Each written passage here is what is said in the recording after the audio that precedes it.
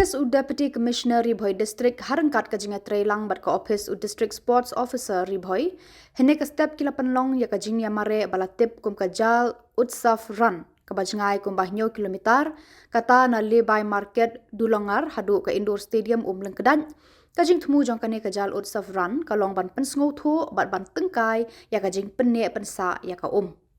iaka ka Jal Utsav Run lawan ban kaweh lama da uba di Ryntathiang General Secretary RBDSA haka jingdon lang District Sport Officer Bah Bobby Nongbet lembat ki nongtrei na tnad sports jong Ri Bhoi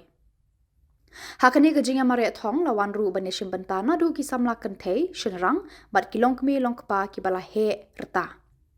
lengba kani ka jingmareh thong haka thup jong ki Shillong usamla skemlang suba ulawan haka kerdan ka baningkong samla monas bongrung ulawan baar bat usamla lapan kraw thaba ulawan balai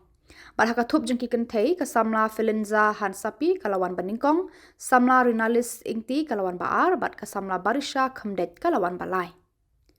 bat ekanam ki balasan hakerta nakalyang ki kentei layo da ka kong sonra rani bat hakalyang ki Shillong layo da uba pelbe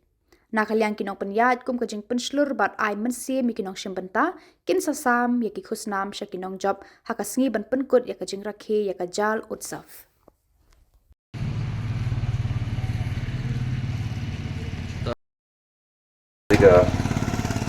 Jal Utsav celebration kini ka Jal Utsav Run naka office jong ka Deputy Commissioner Baka Jal Jeevan Mission and the District Sports Office ni Pynlong ini karan takasing bagi khati ka Jal Utsav Run kani karan kade ban perkemah fi para khoi namal kumno bangin sumar penbah penbet yaka bat ban kumjul kumno bangin ban save yaka water more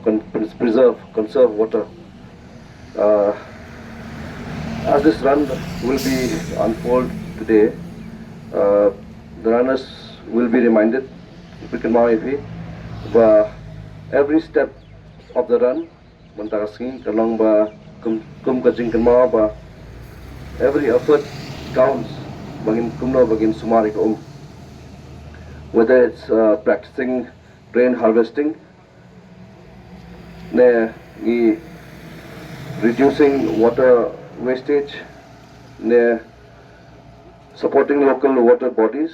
every action matters. So,